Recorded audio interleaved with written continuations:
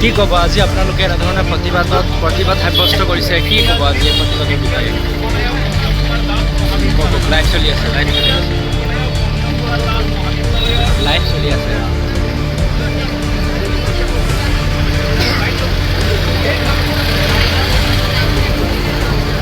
ইমান ইনষ্টাত যে এটা ভাইৰেল হৈছে মাতৃভূমি নিউজ মই নোযোৱা, লাইভ চলি আছে কিবা এতিয়া।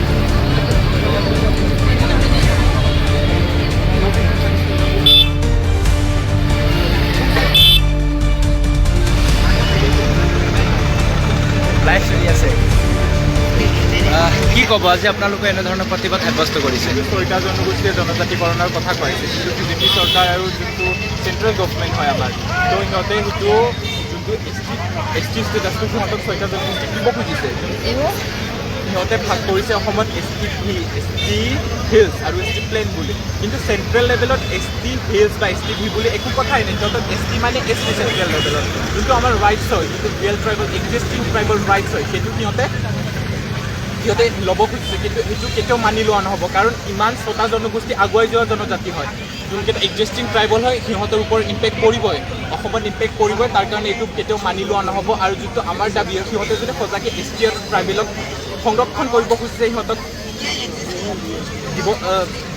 সুৰক্ষিত কৰিব খুজিছে, তেনেহ'লে সিহঁতে ইমান দিনৰ পৰা যোনখিনি মিচিং ভাইসকল আছে, আমাৰ কাৰ্বি ভাইসকল আছে, সিহঁতক শ্বেডিউল এতিয়ালৈকে দিয়া নাই, কিন্তু দুদিন পূৰ্বে কৰা আন্দোলনত এছ টি আন্দোলনৰ ভিতৰত সিহঁতক দিব খুজিছে। এইটো ভোট বেংক পলিচিটো আমি নামানো আৰু কেতিয়াও মনা নহ'ব। গোটেই গোটেই ট্ৰাইবেল যোনকেইটা ট্ৰাইবেল মিলি পেলাই আমি আজি আন্দোলন কৰিছোঁ, সেইটো গোটেই ট্ৰাইবেলে নামানে। ইয়াৰ বিৰুদ্ধে আমি আন্দোলন ডেম'ক্ৰেটিকভাৱে আন্দোলন কৰিব আহিছোঁ।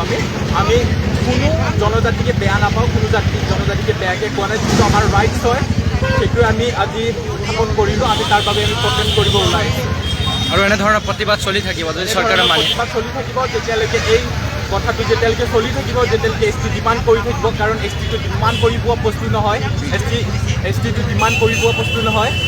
তাৰ কাৰণে আমি এই প্ৰতিবাদ চলি থাকিব। আগন্তুক দিনতো দেখিব পাব, যেতিয়ালৈকে এছ টি খুজি থাকিব আগন্তুক দিনলৈকে আমি ট্ৰাইবেল ইউনিটি যোনকেইটা আছে, ট্ৰাইবেল চিচিটো আমি ইয়াৰ বিৰুদ্ধে প্ৰতিবাদ কৰিয়ে থাকিম।